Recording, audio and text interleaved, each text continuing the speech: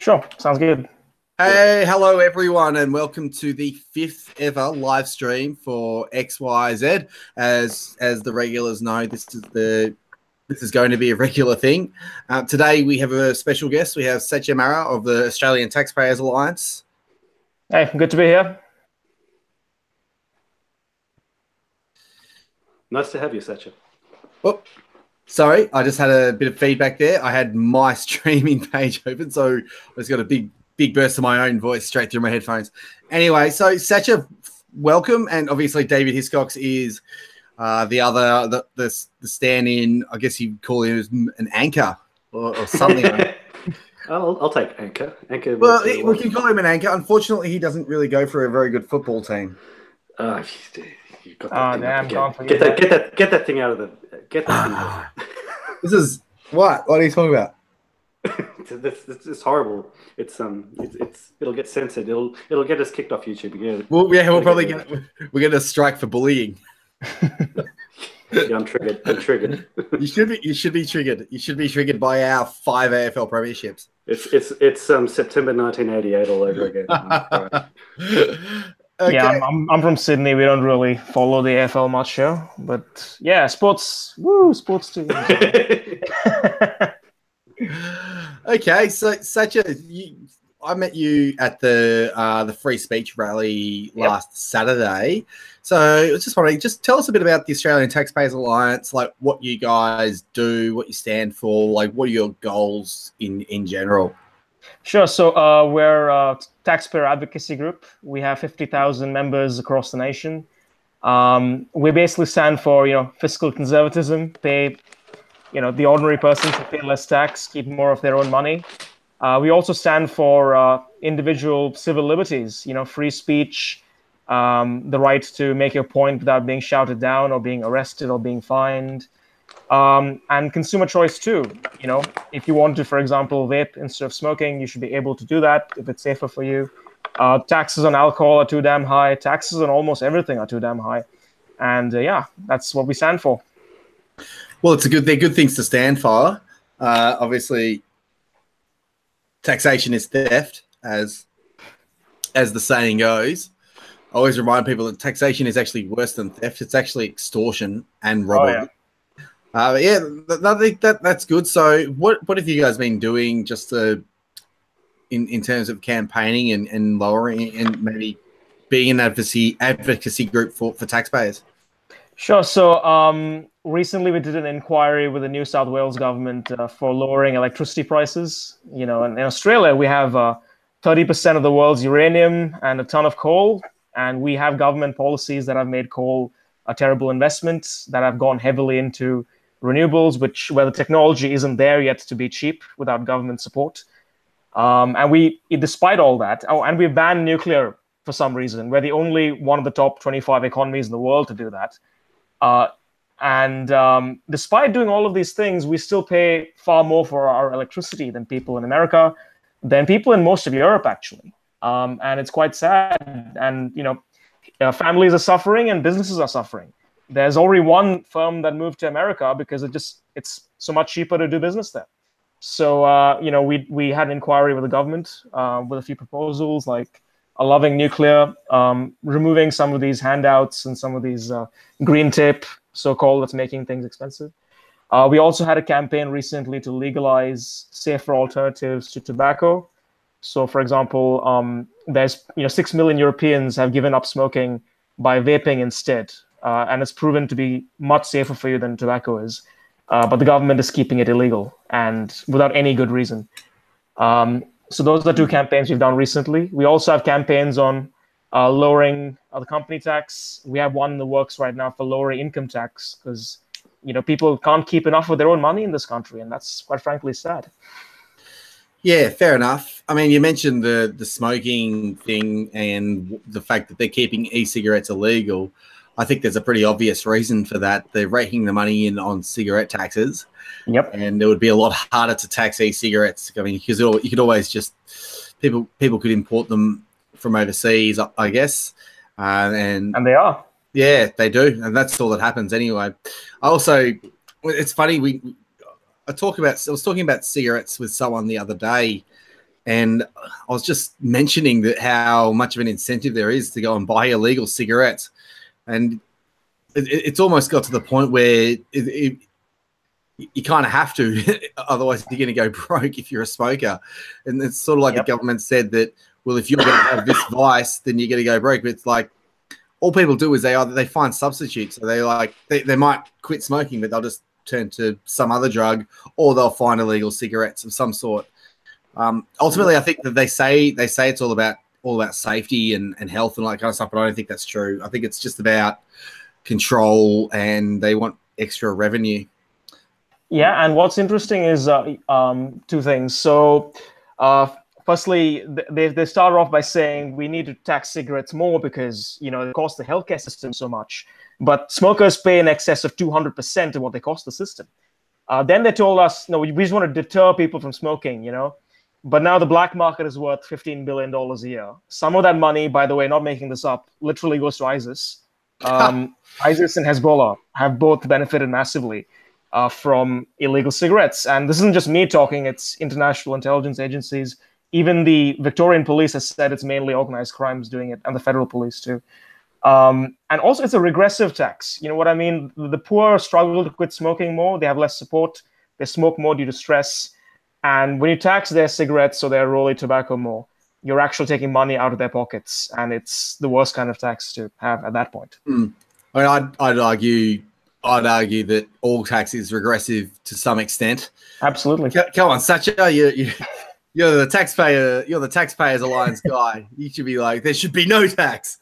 Look, I mean, as long as we're not in an ideal world, I'll work with the tools I'm given to play with. That is a fair point. I mean, we're not in an ideal world, and we are living in a situation where tax is a reality. I'm a bit more of an optimist. I'm very much a dreamer. I'd like to dream of a world where there is no taxation and the government. You're not the only one. Well, it's just imagine a dream. Yeah, imagine there's no taxation. Imagine taxation keeping all their money. Imagine all the people keeping all their money. Oh man! Wow. Can you imagine if the government had to actually make a value proposition in order to raise money? Like, can you imagine how much more accountable they'd be? Oh, absolutely. The problem is it all gets lost in PR spin. I'll give you an example. Remember a few years ago when they talked about having a Medicare levy? Not a levy, a co-payment. So if you saw the doctor, you'd pay $5 or $7, right? That seems, honestly, to me, that doesn't seem so unreasonable because you're paying for a service you're using. And, if you're middle class or rich, that's okay, right? Because you can afford to pay for it. As long as you're not poor and you don't have a chronic condition, it makes sense. But the government did such a horrible job of selling that to people that Labour successfully played that off as being an attack on our Medicare. When that money could have subsidized, medicines for chronic illness, it could have subsidized doctor visits for the poor who, need it. And what's happened since then is the Medicare levy, the actual part of our income tax that goes towards the government for Medicare, went up. So we're actually, paying thousands more every year than if we had just got that $7 to see the doctor co-payment. Isn't it fun? Well, I think the co-payment was actually for people who are on healthcare cards. So anyone who's not on a healthcare card gets a Medicare card, and that means you get half of any doctor's visit back. But if you were if you're on a healthcare card where it would normally be bulk billed and AKA free, which is, when I say free, I mean paid for by someone who worked for it. Yep. Just not the person who's using it. So they were going to be asked to pay $5 per visit. Yep. Or $7 per visit or whatever it was. Yeah, and I remember a huge stink that was kicked up by the Labor Party, and I think the Greens would have had a big go at it as well. Yep. Because this is the thing with the Labor Party and the Greens and all those left-leaning parties. They will never, ever, ever give up an opportunity to cynically win votes and by calling someone else a bad person whilst hiding the truth. Because the truth is, if you're paying $5 for a doctor's visit is currently $80. So someone else is actually paying $75. Yep. So that's the truth. But they sort of, like you said, they spun it off as being some sort of an attack on the poor. But it goes back, like you said, the government failed to explain that to people, which is a big failure of the Liberal Party. in general over the last ever since Howard gave up on the ETS. So I remember when Howard sort of caved in on the ETS, this is when the Liberal Party has really sort of lost their nerve. Yep. And since then they've become, I mean, frankly, they've been cowardly. They are cowards right now. And now they've got this idiot in office who stands for nothing other than his own self-aggrandizement. And, you know, making himself look better in the eyes of history or whatever. You know, he wants the title, he wants the accolades, he wants to be known as the Prime Minister of Australia, and that's about it. So rather than standing up for principles, like, I mean, Howard did the things that I didn't agree with, but at least he stood up for principles and he didn't back down in the face of the fight, but then he backed down on the ETS, and I feel like that was sort of the beginning of the end, or the beginning of a big decade-long decline for the Liberal Party. Yeah, we're living in an era of opposition politics, so it's very easy to shut people down. And, you know, Bill Shorten even he, as unpopular as he is doing a very good job as opposition leader. Tony Abbott did, then he gets in power, and after that, God knows what happened. But the problem is, you know, when you know you have such a hostile environment, when everyone is against you and nothing you do is making them happy, the best thing you can do is literally go all the way. You know, push as hard as you can for whatever you think is too controversial. You might as well, you know, at least you got to go all in. Just go all in. Like, you'd think that Donald Trump would have served as an example for a lot of these people, and he has in England, because England had this guy Jacob Rees-Mogg who has really seemingly come out of nowhere from my perspective, because I don't follow British politics all that much. But this guy is sort of standing up for what Britain, and he wants to make sure Brexit works, and he doesn't, you know, there was a video went viral where these Antifa idiots were protesting his talk, and he just walked straight up to him, completely fearless. And after that, I think his numbers just went. I would imagine Theresa May is shitting in her panties, because this guy's come along. To de-stress, apparently. Well, she's a complete idiot. I don't know why they went with her. She isn't as stupid as Justin Trudeau, but that guy is. Oh, don't even. Probably one of the. He's hilarious. Oh yeah, you're Indian. Yeah, aren't you? Yeah. So yeah. You would have enjoyed his little state visit to India, wearing his little Bollywood outfit. You know something? There's so much conversation about, you know, his cheesy over-the-top outfits. You know, he's wearing things which you'd only wear to like a grand wedding. Even Bollywood stars don't dress like that. You know, that's one thing, but that's really a distraction, because what really concerns me and most Indians is this guy is literally inviting convicted terrorists to state visits while he's in India, including a guy who was convicted for attempted murder. You know, we have a few separatists, you know, in the Punjab area, and some of these guys have families in Canada. There's a big diaspora of people who migrated when the separatist movement was pretty strong, and Trudeau is going out of his way to appease these terrorist sympathizers, effectively. And, you know, completely flying in the face of diplomatic protocol when he's in India, the country that he wants to have good relations with. So, are they Marxists? The separatists, are they Marxists? They're not Marxists, no. So the Khalistani movement is, you know, it's a Sikh extremist movement. Sikhism is a religion which is about 4% of India's population. And, you know, the Sikh community had some genuine grievances against the government in the 80s. But the response that some of them had was to stockpile weapons inside their golden temple. And the Indian army basically had an operation to flush them out. It didn't go as smoothly as they wanted it to. A whole bunch of people died. And that became a sort of rallying cry for the separatist movement. But in the 20 years since then, you know, things got a lot better. There's almost no movement anymore within India. But these people who migrated in the 80s to Canada, they still, it's like an anachronism. They keep that thing alive.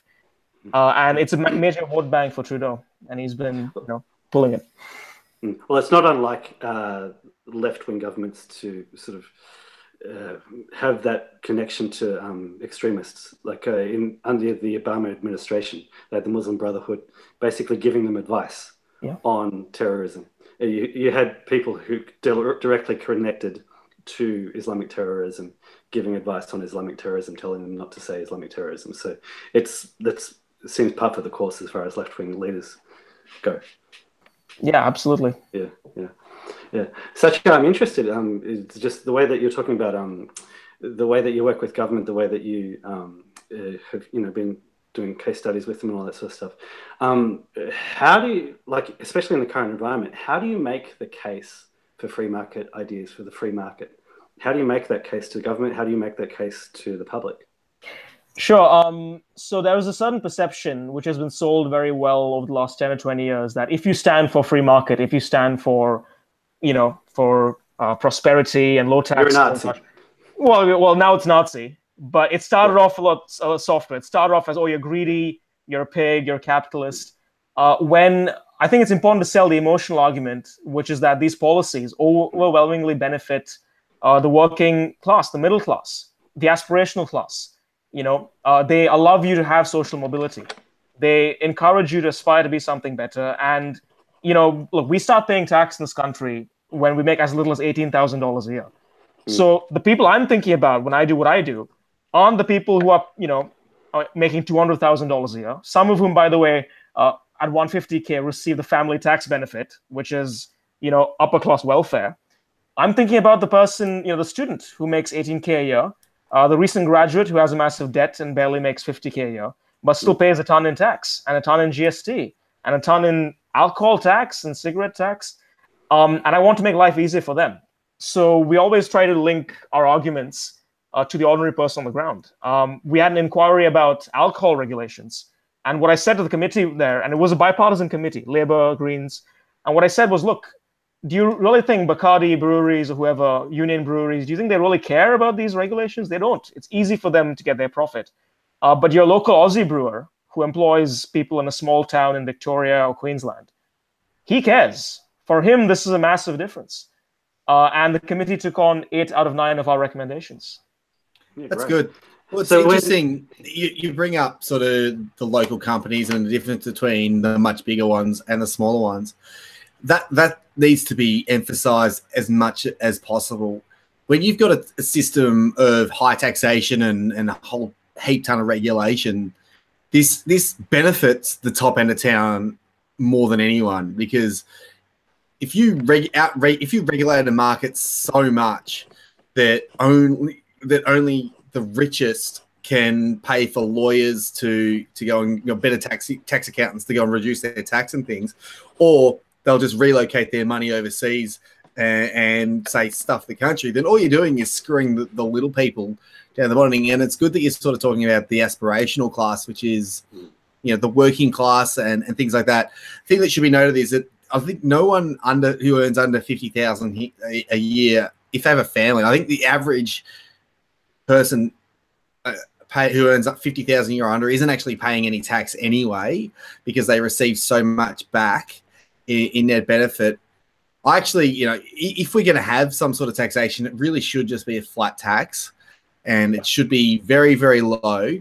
But the number one thing, I bang on about this. I repeat this pretty much in every single live stream for the people that have been watching. But the biggest problem is the taxation, you can fix this problem by dropping taxation as much as possible. But the biggest problem is how much money gets spent by the government, especially on welfare. And we sort of mentioned healthcare before. We spend squillions on healthcare and welfare every year, where you could privatize the healthcare industry pretty much across the board, as so long as you deregulate it to the point where supply is massively increased.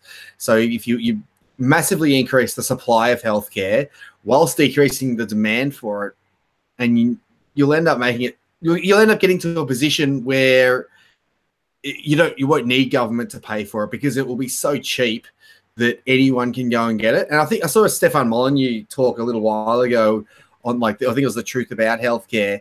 Even 100 years ago, you could get a year's worth of healthcare for a day's work. If that, I think it was a day's work would get you a year's worth of healthcare. And he sort of mentioned this argument, we have all this technology now and it makes it more expensive. Think about this. Is it cheaper to send an email, or is it cheaper to send a letter? The technology should not be making healthcare more expensive. It's not the technology that's making healthcare more expensive. It's the lack of supply. It's a lack of doctors. It's a lack of people in the market offering healthcare.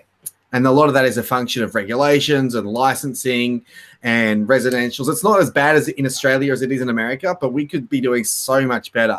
We could be, you could set it up so it's a lot easier to become a doctor, and then that doctor needs to then get some sort of accreditation in order to show that they are able to offer these services. But then people can still go to someone who isn't accredited if they want to, so long as that person says, I'm not accredited.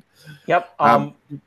Occupational licensing is one of the biggest rorts in Australia and America. In America, it's even worse, actually. You need a license to be a hairdresser in many places there. There have been guys who, this is the worst, guys who've given free haircuts to the homeless, right? And they're very good at what they do, but that guy's been arrested and he's been told to stop doing it because he doesn't have a license. And the licensing authority filed a complaint against him to dob him in because they want to maintain they want to, hoard their service. That's exactly right. And this is the problem with doctors, especially in America, but I'm sure we've got a similar problem here where the doctors in America are the ones who decide how many residencies there are each year. So the doctors, the ones who benefit from a lack of supply, are the ones who regulate the supply. It's like there's a little bit of a vested interest there. And obviously these will be the people complaining the most if any government tried to come in and regulate healthcare. But even if you said, all right, healthcare is what it is for now, you could just get rid of welfare and say, if you have a grandparent or someone in your family in need, then it's up to your family to take care of that grandparent. And I don't think I'm going to get the pension, and David doesn't expect to get the pension. I'm sure you're my generation, so I can't imagine you'd be expecting to get the pension. I definitely do not think I'll ever get the pension because ultimately we can't afford it. So it's a matter of having as many children as possible and telling them as they grow up, you're going to take care of me when I'm older. It's your job to take care of me. I'll do everything I can for you while you're growing up. But when I'm old and I can't take care of myself, it's your job. And this is what the vast majority of the world are doing right now. But for some reason, we don't. And it's sending us broke with this idea that we can somehow just keep printing more money and keep borrowing more money and keep paying for these pensions. It's going to stop eventually. We may as well put the brakes on now. But it goes back to what we were talking about at the start, where if any government went out, or because the Labor and the LP Greens are never going to do this, but if any conservative libertarian government ever tried to do it, you'd get the Labor Party coming out, like Bill Shorten would come out and say, how could he attack these poor innocent pensioners? That would be his line, basically. Poor innocent pensioners are being attacked by the coalition, who obviously are just evil Grinches who hate old people. And then you get the left-wing media, which is basically the mainstream media, sort of repeating those lines. So it makes it very, very difficult. And it's just a matter of someone coming out and having the balls to tell the truth and say, this is how it is. We cannot afford it because it is going to crash eventually.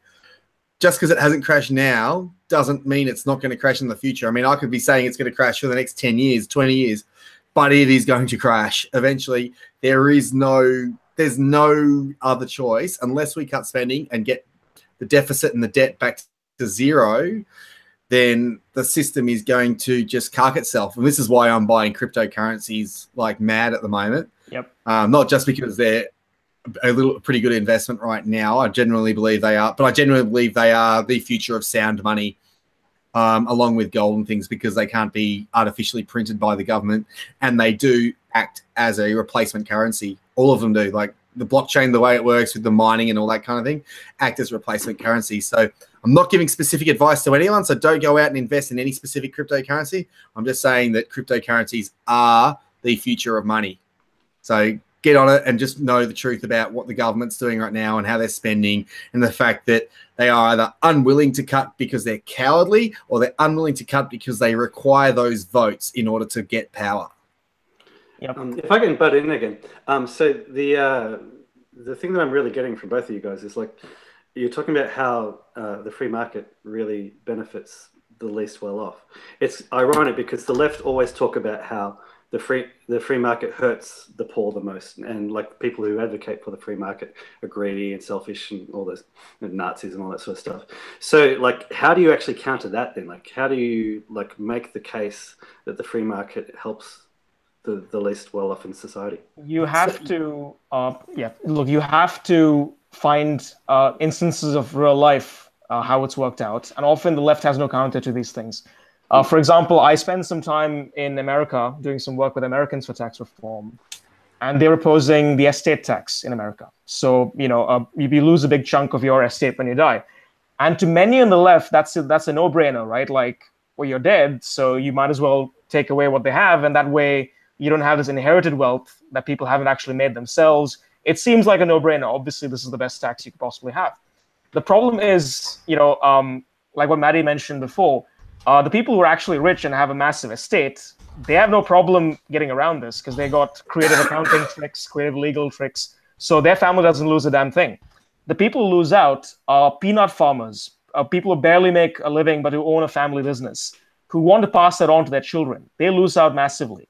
And their children lose out. And you're actually preventing that intergenerational equity.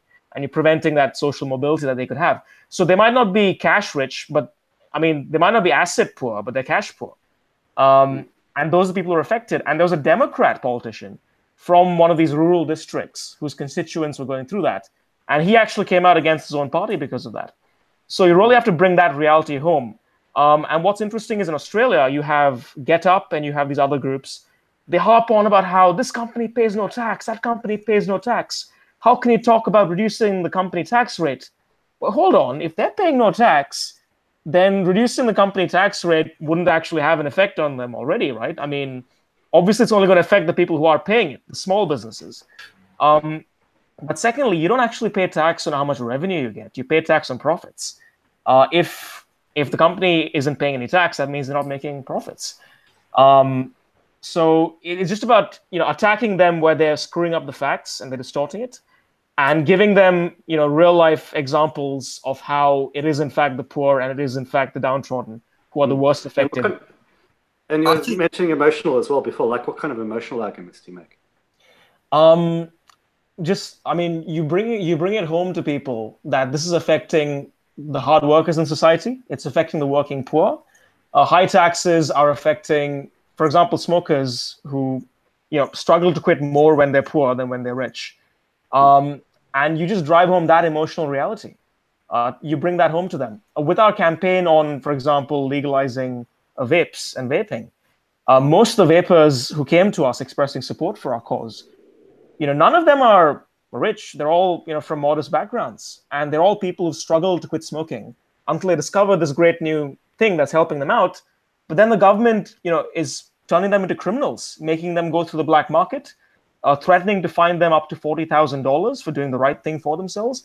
And I think most people, in this country, even though we're a bit of a nanny state sometimes, I think there's a genuine sentiment in our culture, again, skepticism of authority, a larrikin spirit. And the idea of the big government coming in and telling you how to live your life is something most people get annoyed by and angered by.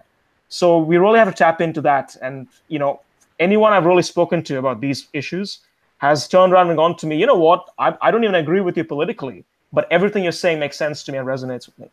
So that's I think also, I just want to add, I'm not sure if I've mentioned this before, but it's also really important to highlight how truly immoral the tactics of the left actually are, and the policies of high taxation and using that money to then go and spend to buy votes are as well. Because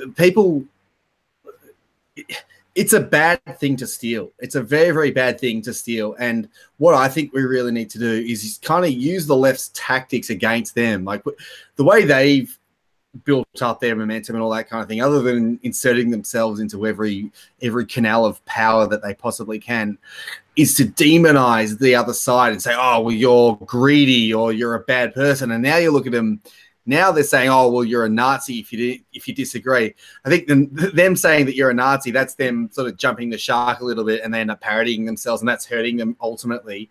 But I think what you also need to do is sort of take a little bit of a lesson from them and realize that it is actually not too bad. It is effective to use certain labels in certain situations, especially if it's true. So if you can turn around and remind people that taxation is stealing and it's immoral to steal, and if you're on the receiving end of theft, someone had to have their money stolen in order for you to receive that.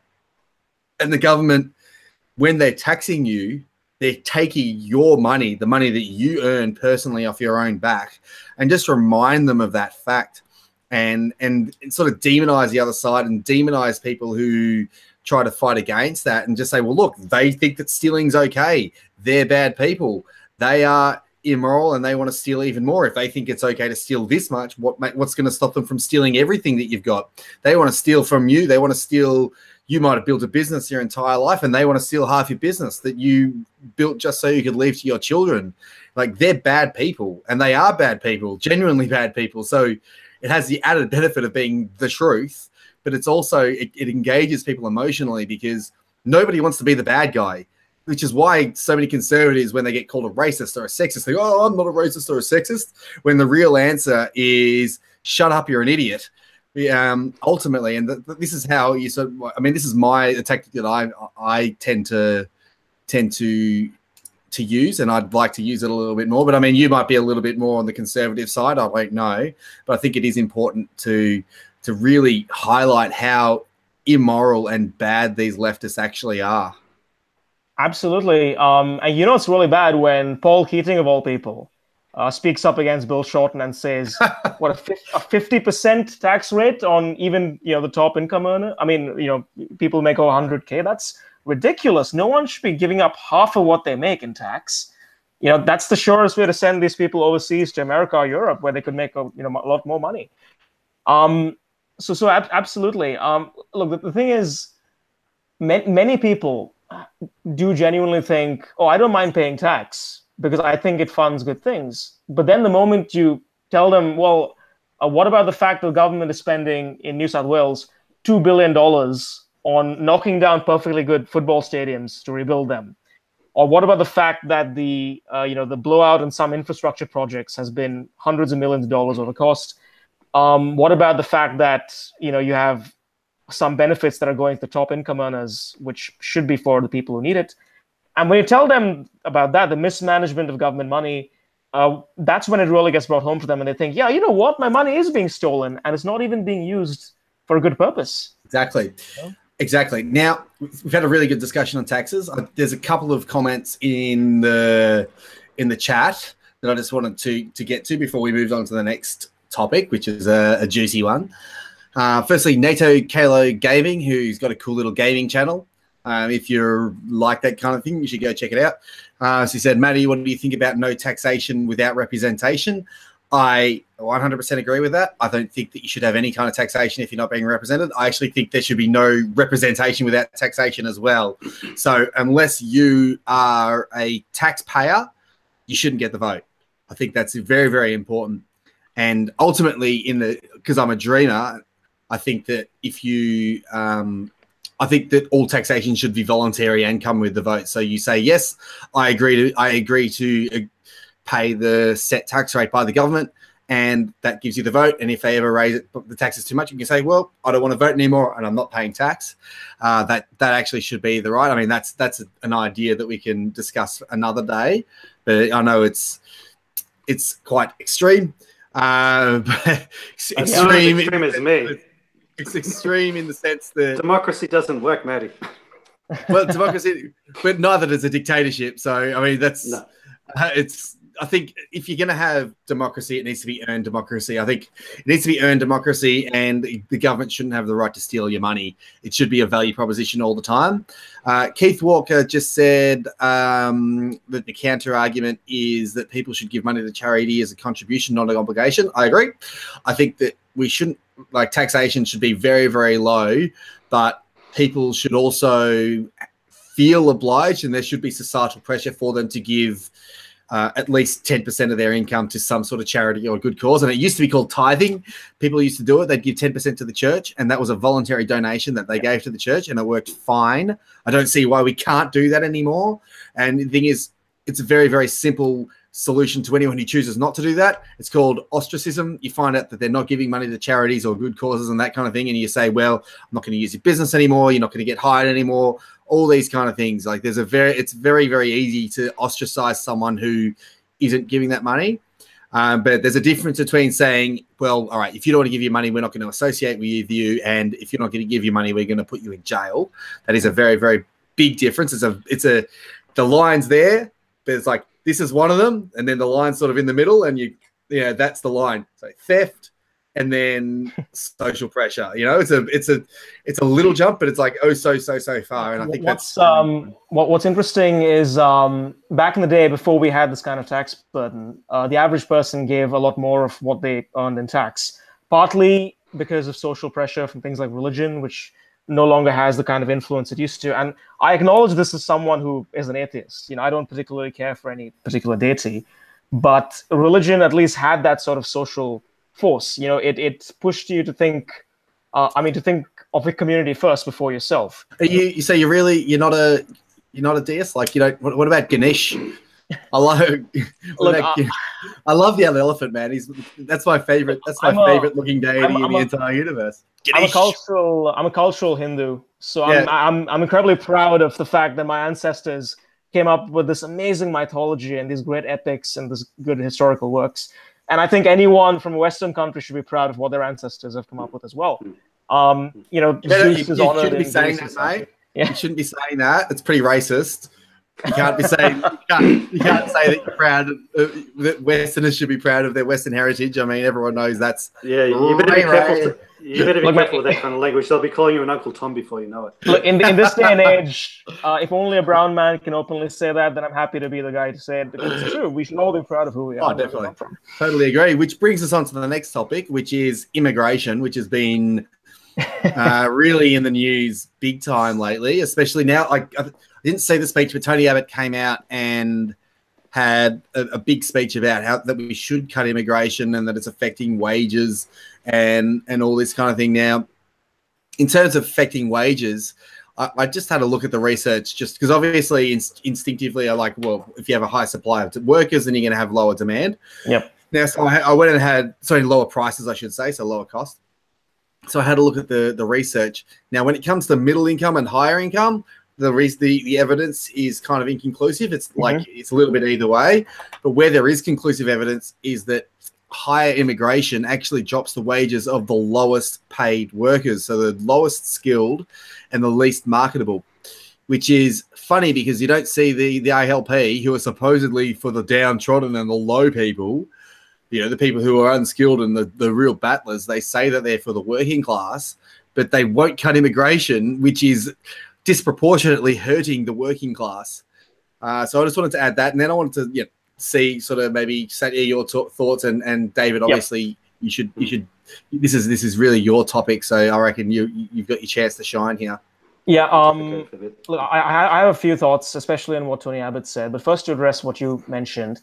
One of the main reasons why immigration seems to drive down wages for that lower compartment is because these immigrants often work in conditions where they get paid off the books. They get exploited, and they're too afraid to go to the cops and demand their regular pay.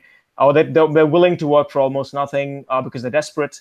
And whereas a local worker, no one's going to even try to pay them underhandedly because they know their rights and they know that they might get stuffed around for it. I think if you have an issue like that in a place like Australia, that's cause to have a look at your skilled immigration laws to ensure that we're getting the people to fill in the skills gaps that we actually have, rather than getting in people who end up working those occupations where there is no skills gap. But I would like to honestly see, at least in some occupations, the minimum wage drop down to a level where you get more employment or people get more shifts, and therefore you have standards going up. I think there's an argument for lowering minimum wage in those cases. I'm not one of those people who wants to abolish it overnight like some libertarians do. I believe in incremental change. If we eventually get there and that's the ideal situation, then perfect. But we got to start somewhere, and we got to have a reasonable conversation about that. It is important to have a reasonable conversation about these things. Ultimately, if you lower the minimum wage to something like $7 an hour, it wouldn't have a huge amount of difference, because that's essentially what a 15-year-old gets paid at McDonald's, or that's what they used to get paid back when I was working at McDonald's. So if you lowered it to $7 an hour, it would be more than you need, and it would have all the effects. It would actually it would have all the benefits of the supposed benefits of a minimum wage, of which I actually disagree. I don't think there are any real benefits, but conceding the point that there is a case to protect the minimum standards of workers, so they're not working for $1 an hour. Fair enough. Let's make it $7 an hour, and then it would be set at such a low rate that it wouldn't actually affect the vast majority of workers anyway, and it would open up a lot of chances for people to go and get work to offer their labor and their skills or their ability at a lower level and get trained up. I think another big issue with wages as well. Of course, immigration is hugely important. Along with the minimum wage is the amount of regulation. It's funny because when you see all these lefty ALP types whining about stagnant wages and the casualisation of the workforce, they always seem to conveniently forget that the casualisation started after Kevin Rudd got rid of work choices. They sent IR back to the dark ages in the 1970s, headed up by Julia, let's take over the world with my red hair and my red beliefs, Gillard. Yep. And now no one can get workers. You can't fire workers. You got like all these extra award wages. You got to pay them time and a half, triple time, or whatever it is. You can't fire them. Like I said, you've got to do all these different things. Ultimately, for the Labor Party, it's all about making the value of union labor go up. So people are more likely to pay for union labor, because if they got rid of the minimum wage, then people could go and offer their services to these previously unionized jobs for a much lower price. And they just don't want that to happen. So what ends up happening is that, the unions do great, and the rest of the poor sods who are either unskilled or they are skilled and they have degrees and they just haven't, but it's hard for employers to take the risk in case they don't work out. Like, they can't just get rid of them after a year if they're not working out. Then, if they can't do that because the regulations are too tough, then they're a lot less likely to hire even skilled work, like even trained up degree qualified employees. So you end up getting a whole lot of these degree qualified people who are also very well underemployed or even unemployed for long periods of time. So, immigration is certainly hurting a lot of that. And, there are other reasons to cut immigration other than just wages. But, we do need to talk about wages because it is such an important issue, and employment. Everyone needs to work in some way. Yeah, but I would take a different view on this. I think immigration as a net thing is massively positive. Most immigrants in this country pay far more in tax than what they actually cost the government. The main people who, I guess, would suffer from those lower paid occupations being taken up by immigrants are people who really are ultimately suffering because of the minimum wage laws, more so than the immigrants who are willing to work for less. And often the immigrants are willing to do jobs for which even unskilled local workers don't want to do them. And there are rules in this country which even facilitate this sort of thing. So, for example, under the current rules, someone can claim welfare under the guise that they can't find a job, when there is a perfectly good job available in a different city or a different town. And the government have said, even though the Productivity Commission recommends otherwise, the government have said, it's too cruel to require someone to move elsewhere to work. I don't know about you, but if I didn't have a job in Sydney, I couldn't bear to live here off the government's tit. I'd want to get the hell out of here to where the work actually is. So there's lots of things you can do there. In the long term, immigrants hire people, they spend money, they drive up consumption massively, they pay more in GST. And if you want to talk about how they do put short-term pressure on things like government services, transport infrastructure, education, that's true, they do. In the short term, they definitely do. But number one, I would blame the government more for that, because they have the resources to provide the infrastructure, to provide the services at a greater rate, but they haven't planned for that. And we're suffering for that now. Secondly, I would say, where are the immigrants actually going? Well, most of them are going to Sydney and Melbourne, which is where you see the biggest, increase in congestion, the biggest increase in pressure on infrastructure.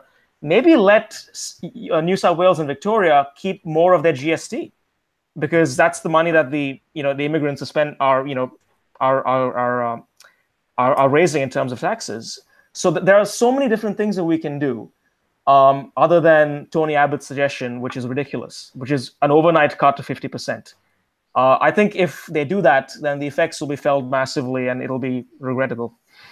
No, I disagree with that. I think that we should cut immigration to barely towards zero. I don't think that immigrants. Look, I mean, there's a case to say, all right, we should be letting people coming in if they want to invest and work. 100% think that we should be getting rid of all welfare for any non-citizen. I don't think that any non-citizen should get any kind of welfare. Healthcare, yeah, if you're paying a Medicare levy and it's there. I mean, I know, look, there are immigrants definitely who are coming in and investing and definitely contributing a lot to Australian society. The problem is there's, first of all, way too many people are coming in. There's 300,000 people coming in a year. That's, that means every 10 years, that's a new Melbourne. Every 10 years. Too many people. It's like 1,000 new people every single day. I mean, it's obscene.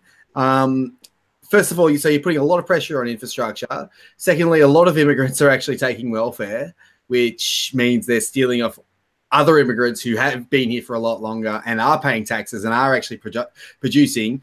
Consumption doesn't build the economy. It's all about production and working. So if they're working and they're being productive and they're investing, especially investing, then that's a lot better. In fact, I would almost say that you probably want immigrants, if they are going to come here, to be starting businesses and investing money and time into businesses and productive capacity. It's a debate to be had, but I think that immigration should be dramatically lower, not just for infrastructure purposes, but also for cultural purposes. I mean, no offense to yourself, you're a lovely person, but you're not Australian, and this is Australia. And I don't want to sound really, really cruel about that, but I mean, you weren't born in Australia, so. Wait, so what makes me not Australian? Just to clarify. Well, you weren't born in Australia. You don't have an Australian accent. You're not. It's different. It's like if I went to Japan, I would never be Japanese. Even if I went to Japan when I was 10 years old, I would never be Japanese. I went to Hong Kong. I went to Hong Kong when I was 4, and I was never, ever, ever Chinese, and I would never consider myself a Hong Kong person. And exactly, things are different. I know you are in the small minority compared to the people I do know and interact with who would say that. And you're entitled to your opinion. That's totally fine. I consider myself perfectly Australian. This is the place where I had my formative years. I don't have a perfectly Australian accent, but neither do many people. People in Sydney's West sound dramatically different to people in Sydney's East, for example. I don't think that's what necessarily makes you Australian. I think as long as you are a productive member of society who shares our broad values of what makes us Australian, as long as you're committed to the Australian cause and ideal, as long as you don't see yourself as insulated in your little community, which I try very hard not to be, then you're Australian. And so can I butt in here? Like if I went to India and I was a productive member of Indian society, and I sort of fit in with Indian culture and I even called myself an Indian, would I be an Indian? Possibly in some places you would be considered an Indian. You'd be considered different, but you would be considered an Indian. In fact, when I grew up in Mumbai, there was an American lady who married an Indian, had been living there for about 20 years, spoke perfect Hindi, and she was treated as one of the people in that, in the city I lived in. Now, she might, go to a village somewhere where they've never seen a white person, and she might be regarded differently. But the fact is, India is actually, funny enough, been an example of multiculturalism going way back. We have communities of people who've descended from Persians, descended from Central Asians, descended from Chinese. And even though that was through invasion as well. Some of it was invasion. Oh, definitely. But a lot of it was also just settlement. When the Zoroastrians in Iran were being persecuted by the Muslims there, they sought refuge in Western India. And today the Parsi community in India are some of the most successful Indian communities. They're successful in business. Freddie Mercury is a descendant of the Parsi community. He's a Parsi Indian. And they don't see themselves as Iranian, and Indians don't see them as Persian. They see them as Indian. And if you want to talk about social cohesion, how are you supposed to have social cohesion when you keep telling the immigrants you're not Australian? It doesn't work that way. Japan is a great example of a place where there's social cohesion and it's a very homogenous society. Like I could go to Japan and I could be a productive member of society, and I could call myself a Japanese person. But the Japanese would not consider me to be Japanese. That's Japan. Japan is different. Japan is suffering from a low birth rate, and it's getting incredibly horrible there. The economists there are scared. They know that it's impossible to sustain it. Japanese economy is in a massive amount of debt due to welfare as well. Yep. It's the welfare state as well.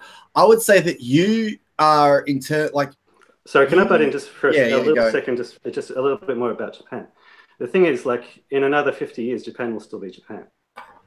And Japanese... Yeah, and they won't be able to pay pensions. Japanese. They won't be able to take care of their people. That's the difference of opinion that you and I have here. Like, 50 years ago, like, Australians considered themselves Anglo-Saxon, to be European. And all of that has changed. And that has been brought in from the outside, from the left, that change in mindset. And so people are coming to Australia with that new mindset, but that's the clash that's going on at the moment. Like, are we going to be like Japan, or are we going to be like India? Well, 50 years ago, you would be making the exact same comment to Greek or an Italian, and it would be hard for you to see them as being Australian. And yet today, no one would say the Greeks and Italians didn't integrate. They might have their own distinct identity, but they've certainly integrated. The big difference with people who came 30 to 40 years ago is that they came before there was a welfare state. They came before this massive amount of taxation and massive amount of government theft and transfers. This is for me, this is the biggest problem. I mean, if you really truly encouraged everyone, if you want to say you're Australian, I mean, I'm not gonna say you're not Australian, or I'm not gonna say you don't consider yourself Australian, because I mean, I'm not you, so I can't say that. But for me, it's like, if you want to come to Australia and work hard and contribute to Australia and become Australian, and that means fully Australian, so you respect the flag, you respect the Constitution, you respect the fact that we have a British heritage. I think India is a little different as well, because India has that British heritage, the British influence, as well as Australia. So I think Indians can integrate a little bit better than other places because of that shared heritage. But it's important, like, if people are going to come and truly integrate into Australia. See, for me, the biggest problem is that idea of multiculturalism. I mean, I'm happy with a multi-ethnic society. I don't see a problem with any people from other ethnicities, but I do have a problem with separate cultures and people bringing, people expecting their own culture to be respected in Australia. So yeah, look, come from another country, but you still have to be you have to fully integrate to Australian culture and fully respect where Australia come from and the values that made Australia great today. And I mean, I think you do actually respect those in terms of free markets, small tax, small government, individual liberty, free speech, and all that kind of thing. But a lot of people don't. On that subject of the Greeks and Italians as well, like the point is the multiculturalism. Like, if I'd been saying these things 50 years ago, everybody was saying these things to people. And so now those sorts of attitudes are portrayed as racist, but it's like a defense system. It's like an immune system for a country. Like, there was very clear pressure on the Greeks and Italians, apart from the fact that they were European, to actually fit in with Australia and to actually become Australian. Now, because of multiculturalism, the idea that anybody can come in and, like, they have their culture and everybody has their own culture, and there's just these little pockets of culture, and we've lost the ability to demand that people fit in as well. Look, I'll completely agree with you that we need to radically make some changes to our education system, to the way that we assimilate and integrate people, because there are certain things on face value about multiculturalism which should be good, like the ability to keep certain aspects of your heritage, keep your food, keep your bilinguality. Those are good things. But we do go too far when we keep telling people it's great to have all this diversity, but we don't also remind them we have to be united. We need a common project. We need common values. And we need to respect and honor the tradition of this country that goes back before our ancestors came here. And what's interesting is, I'm involved with Australians for Constitutional Monarchy. And look, if I was back in India, I certainly would not be doing that, because it's not in the Indian tradition to honor the British Crown. But in the Australian context, we owe so much to Britain. We never fought for our independence. We got our institutions, our Westminster Parliament, our rule of law. We got it from them. There's a direct legacy all the way back to the Magna Carta. And I was shocked when I moved here as a 14-year-old. And the education system didn't teach me about the Norman conquest. It didn't teach me about, the historical roots of what makes us Australian. There was a lot of focus on Indigenous history, which, it's good that we're learning it, but it shouldn't also, replace our institutional history. The fact is, my family didn't migrate to a country that was Indigenous. That's a part of our story, certainly. We should all learn it. But, our roots, our institutions come from Europe, from Britain. And I do think it's important to remember that. It's really true. Sorry, I think where we could agree there, Satya. Yep, no problem. So I think this is where we can find some good common ground in that. I agree. Like when I was in school, we learned the roots of our history in terms of our European history. What we were taught was just what the feudal system was, and that was it. I had to learn about, the Norman conquest in 1066 and Magna Carta. I was told, oh, this is Magna Carta. And there was just, it's just a document that gave people freedoms. The historical significance of that document wasn't really emphasized very much at all. Like it was just sort of mentioned in passing.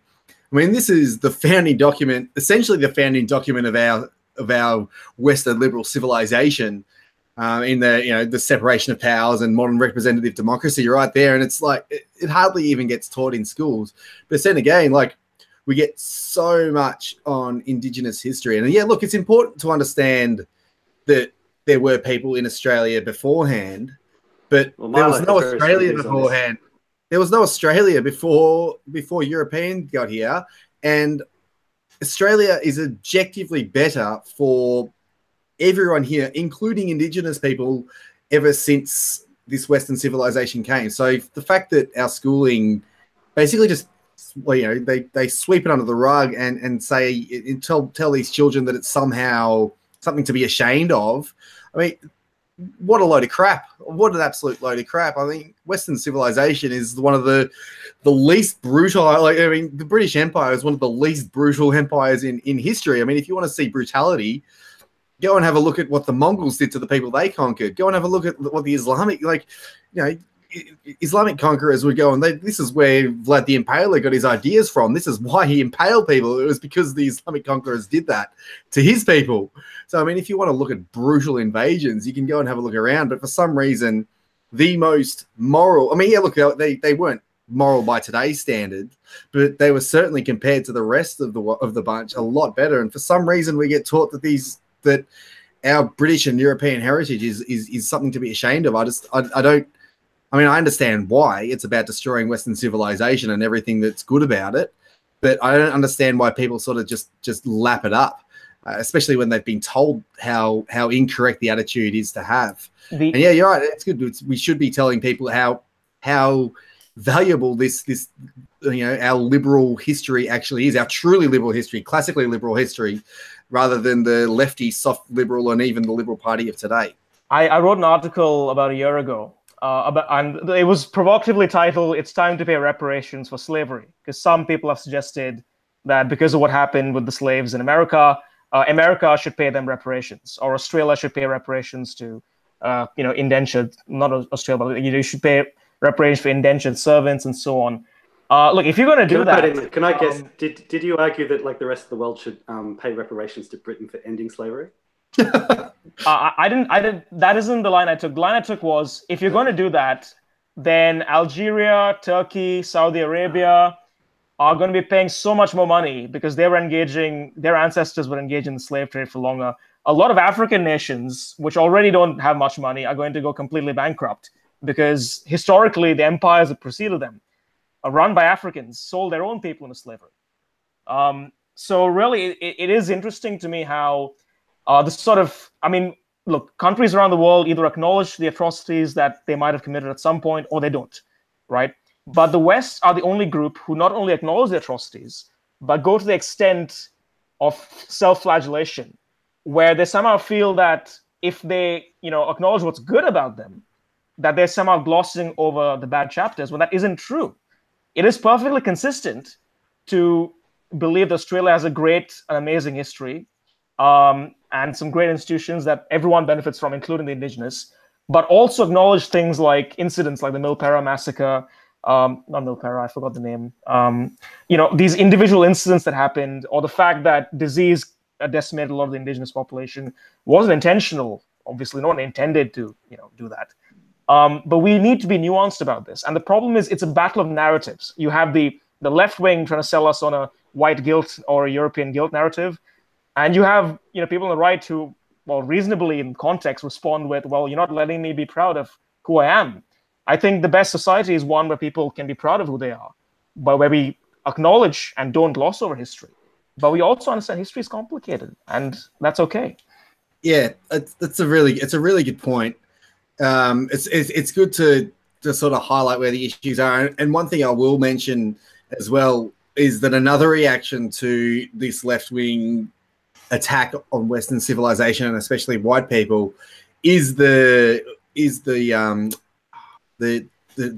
far right, the alt-right, I just call them the alt-right, who are actually just leftist identitarians for white people.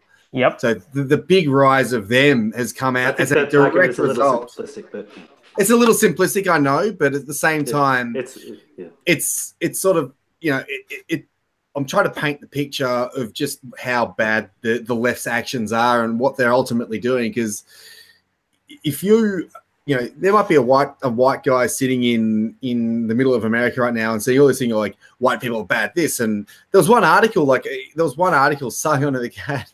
You should see his latest one this week in Stupid, where he talks about how someone thinks that unless we do everything that black people want, then there'll be a race war. And it's like, imagine if you sit there, you're a white guy who doesn't know any better. Maybe your intelligence is a little bit low, and then you see like these Muppets like Richard Spencer coming out and saying, well, we think that we should have a white ethno state, and it should be exactly like Black Panther, which is funny. Yeah, but there's nothing particularly wrong with the white ethno state as long as there's no gassings, basically. That doesn't necessarily mean, it doesn't follow that there are going to be like genocides. It's just like that's just one idea. The problem I find with the idea of the white ethno state as articulated by Richard Spencer is the fact that it's based purely on government force and a top-down authority. Yeah, so it's like a monarchy and feudalism. It's just, I mean, it might not be quite the same as a commie leftist society. Like, it's probably not exactly the same, but at the same time, it is the same in that it gives too much power to the state, and the state is the ultimate source of abuse. That's one of the reasons why I like to focus so much on free market economics, because I think like the forces that are joining together to defeat the left, I think if we just keep working, I think we can defeat the left. And I think one of the fault lines of the future could be the fault lines between, say, the nationalists who are who are basically for socialism, and the nationalists who are for economics. For the free market. And I think it's a really, really important battle to win now, and to really keep making that the case for the free market. I think what needs to be understood is that immigrants aren't the enemy with this particular thing. The issue is, an education system which is mainly run by white leftists, which is pushing a certain narrative and subduing other ideas, which really bring everyone to the table. One of the interesting things is, look at the worst example of immigrants going AWOL and betraying their country: terrorists who go overseas to fight for ISIS. So America has far fewer foreign fighters per capita than Belgium, than France, than even Australia. And the biggest difference that I can see is that in America, you go to school and you're reminded every day you're an American. You say the pledge, you learn the national anthem, you commit yourself to America to a greater degree than you do in a place like Belgium or France, where they've gone the other extreme. It's almost insensitive to even suggest that they do that. When I first came to this country as a 14-year-old, in India, every morning we would sing the national anthem. Over here, I didn't even know the lyrics of Advanced Australia Fair till I finished high school and read it, because my school never made me, very rarely made us do that. So that's how we start the process. Immigrants want to feel like they belong to something, and I think ideas of an ethno state, spread by fringe people like Richard Spencer, are completely unhelpful in that. Yeah, I think you're touching on good points, man. I do agree that it is so important that if we are going to be having immigrants come in, and we're not going to be going full Japanese style where basically no one's allowed in, but the immigrants that do come in are told, firstly, how great Australia is and reminded all the time. I mean, they know, immigrants who are coming here to live in Australia know that Australia is great. So they should be reminded that Australia is great all the time. And it should be important to sell that to even Australian people who were born here and who are fifth generation or sixth generation. But at the same time, like you said, you come in, you didn't even know the words to the national anthem. And then, I remember when I was in school, we were told how bad white people were to Aboriginal people when we were younger, when the nation was young. And it was really... it's kind of demoralizing if you think about it, which is why ever since the internet, it's been so liberating to be able to think, wait a minute, I can be proud of my country. I am proud of my country. And people who tell me not to be proud of my country can shove it up their rear end. And it's been quite liberating in that regard. I mean, this has been a really good topic on immigration, but there's a couple of questions in the chat that we could probably get to. So Steve wanted to ask, are there any options that exist whereby it is possible to refuse to pay or withhold tax to an immoral or incompetent government? I just wanted to mention something and this is something which I think people might start getting onto soon. Ask to get paid in cryptocurrencies. I mean, do it. Ask to get paid in cryptocurrencies. I reckon I'd love it if my bosses started paying me in cryptos. What are they? Government, I don't know what the tax system is, but if they just transferred it into some Bitcoin or whatever wallet it was, I could then transfer it to a PayPal account or to another account over there, or another account over here. And I'm not a tax accountant, but I think there would be some way of minimizing tax there. You're more of an expert on this, in this, Satya. Maybe you could answer this question. What's the best way to withhold tax to an immoral government? Well, the easiest thing to do is to find a good accountant, and they know all the tips and tricks of the trade. And it's a real shame that it's come to that, because in an ideal world, you just have a standard deduction that everyone could do without an accountant.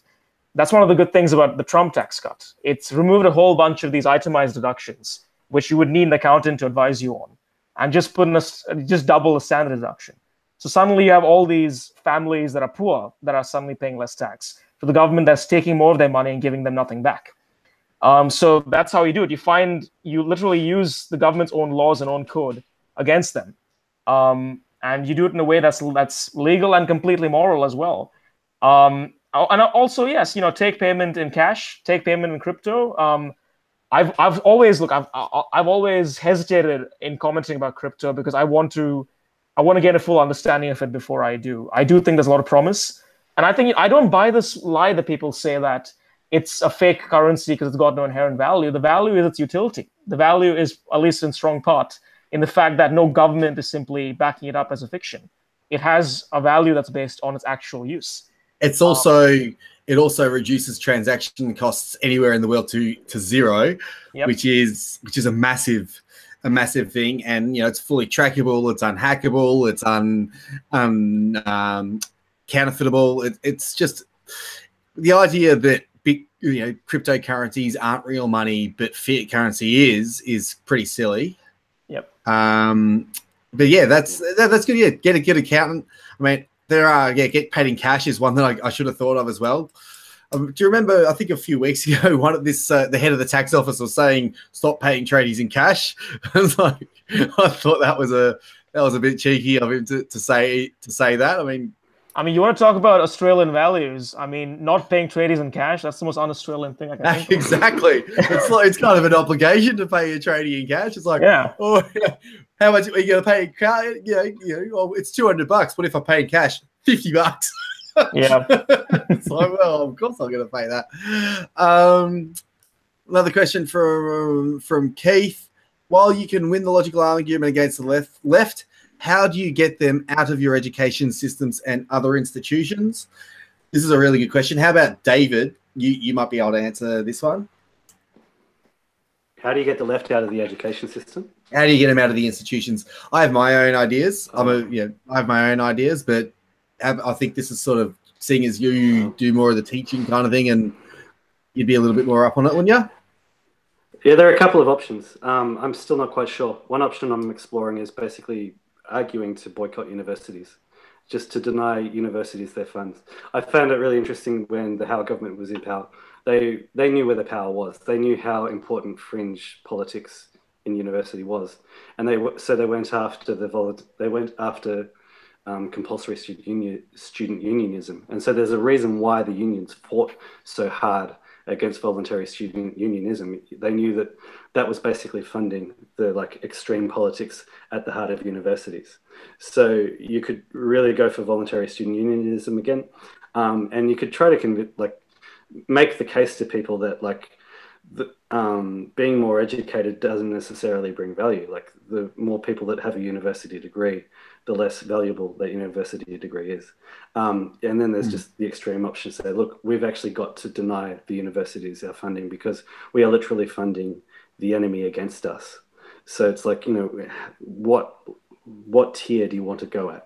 And in terms of just like on a personal level, it's just about realizing that there are some things more important than your job.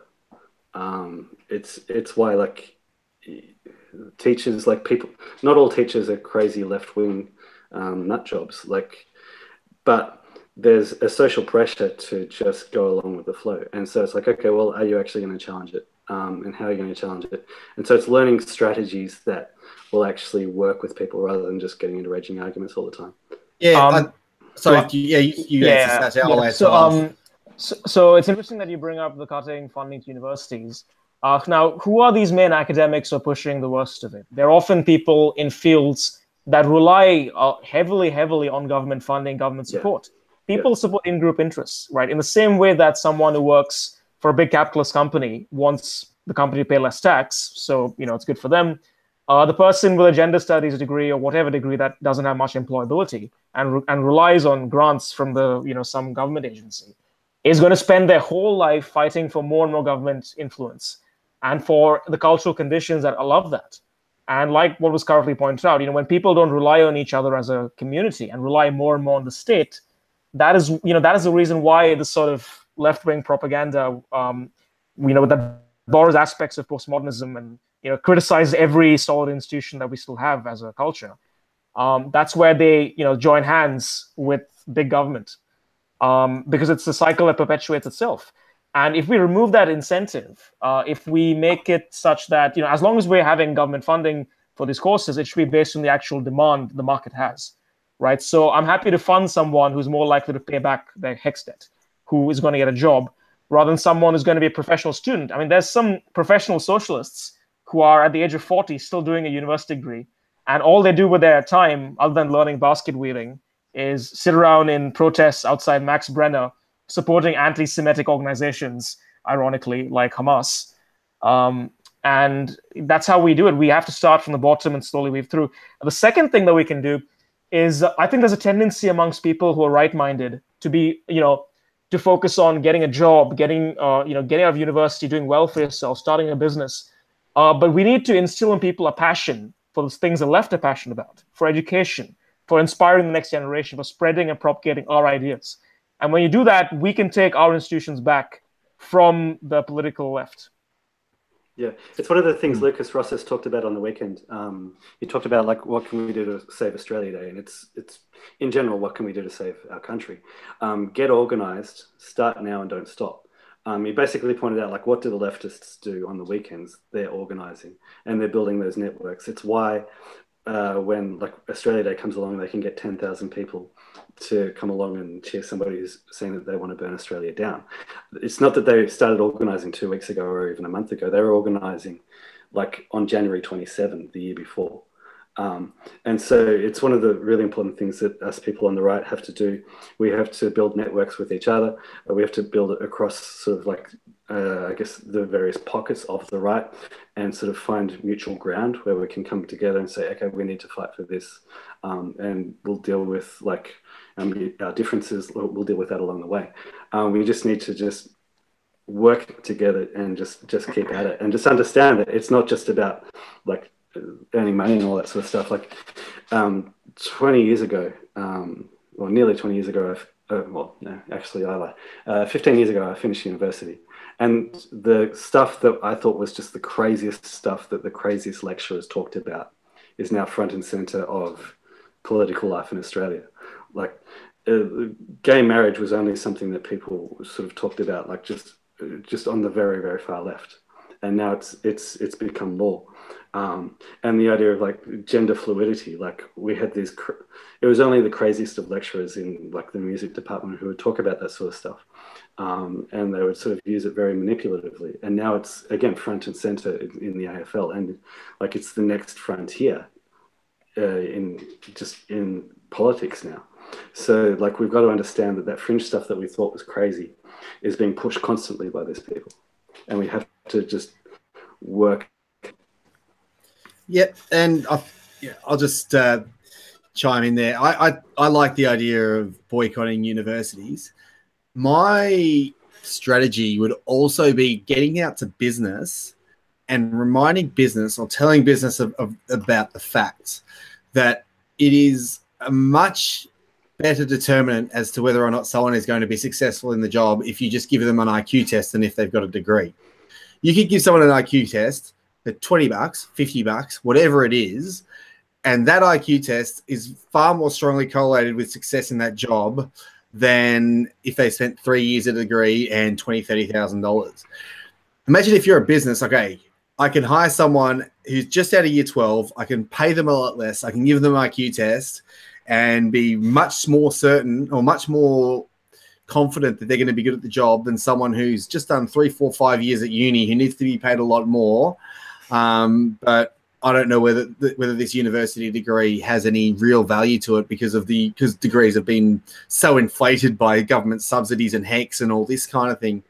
So first of all, I'd be getting to business and reminding them of that fact. A lot of recruiters have been doing this for a while. Even the Defence Force knows this. Like the Defence Force knows that you got to give someone an IQ test. Every Defence Force application starts with an IQ test, and they grade you. They say, "Oh, you can do this job," or if your IQ is too low, you can't get a job with the Defence Force at all. So we should be telling business just how much more efficient it is to simply test someone's intelligence, and that will tell you whether or not this person is capable of doing the job at least. Might not be able to tell you about attitude and work ethic and all that kind of thing, but at least tell you about the ability. And second, like as you guys mentioned, cutting funding to especially the things like arts degrees and you know, there is no reason to be subsidizing gender studies or even was it sociology, not socialism, but although they may as well be the same thing. So just even cutting massive the subsidies to just those departments and just saying, all right, only engineering, only science, only things that 100% need degrees for you to do that job to a functional level. And ultimately, we can just get rid of subsidies altogether. But if we at least started with that and made it a genuine value proposition, then it would go a long way to at least giving people more faith in university degrees and bringing faith back into the institutions. Anyway, it was a really, really good session, guys. I really enjoyed that chat. We had some disagreement, some proper disagreement, rather than me just telling Dave how crap his football team is, and I mean truly crap. I just remind you just how crap the Demons are and how they're. I think we beat you last year, Matty. I think we beat you guys. I got amnesia that night, that day. Yeah, you lost to a pretty good team. I got amnesia that day, so I don't know what you're talking about. Anyway, it was a really, really good record over the last few years. Yeah.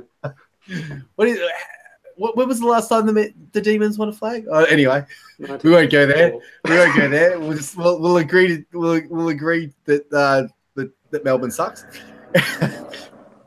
I'm just teasing. Melbourne's actually all right. They're better than Carlton and North Melbourne. So, Satya, really appreciate your time. You gave us some fantastic content and really good answers. It was really, really good. And, yeah, keep fighting the good fight. to the viewers and all and fans and everyone watching this at a later date. Don't forget to like, comment, subscribe. Go check out XYZ's site and the Australian Taxpayers Alliance, link in the description for them as well. And I'll see you around. See ya. Thanks for having me on. Awesome. Thanks very much, Matty. Thanks very much, Satya. Thank you.